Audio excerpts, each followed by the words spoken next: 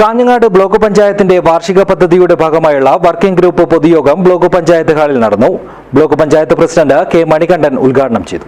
This news sponsored by Emmanuel Silks, Kanhangad, Kannur and Thrissur. Kanhangad block പഞ്ചായത്തിന്റെ 2025-26 വാർഷിക പദ്ധതിയുടെ ഭാഗമായുള്ള വർക്കിംഗ് ഗ്രൂപ്പ് പൊതുയോഗം ബ്ലോക്ക് പഞ്ചായത്ത് ഹാളിൽ നടന്നു.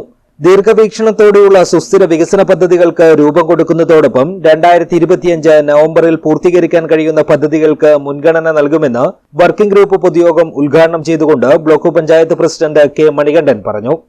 കേരളത്തിന്റെ ഒരു വികസന സാധ്യതയെ ദൂരം കൊണ്ടുപോകുന്നത്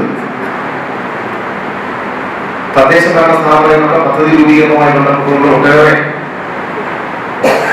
മാറ്റങ്ങൾക്ക് തുടക്കം കുറിക്കാൻ അത് സാധിച്ചിട്ടുണ്ട് എന്നുള്ളത് നമുക്ക് എല്ലാവർക്കും അറിയാം.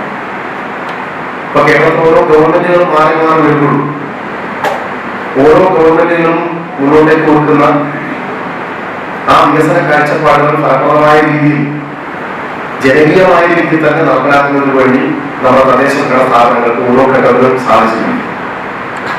അതുകൊണ്ട് തന്നെ കേരളത്തിന്റെ ഈ വികസന പുരോഗതിയിൽ മുന്നേറ്റത്തിൽ വലിയ പങ്കുവഹിക്കാൻ കേരളത്തിലെ തദ്ദേശ സ്വയംഭരണ സ്ഥാപനങ്ങൾ സാധിച്ചിട്ടുണ്ടെന്നതാണ്.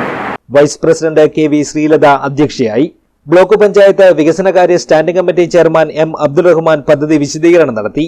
നൂതന പദ്ധതികളുമായി കാഞ്ഞങ്ങാട് ബ്ലോക്ക് പഞ്ചായത്ത് വനിതകൾക്കും വിദ്യാർത്ഥികൾക്കും നൈപുണ്യ പരിശീലന പദ്ധതികൾ, പ്രാദേശിക സാമ്പത്തിക വികസനം ലക്ഷ്യമിട്ടുകൊണ്ട് കുടുംബശ്രീയുടെ സഹകരണത്തോടെയുള്ള ചെറു പദ്ധതികൾ, പിന്നോക്ക വിഭാഗത്തിൽപ്പെട്ടവർക്ക് പ്രത്യേക തൊഴിൽ പരിശീലന പരിപാടികൾ, ജലസംരക്ഷണ പ്രവർത്തനങ്ങൾ, ജലസമൃദ്ധി തുടങ്ങിയവയും കാഞ്ഞങ്ങാട് ബ്ലോക്ക് പഞ്ചായത്ത് ലക്ഷ്യമിടുന്നുണ്ട്.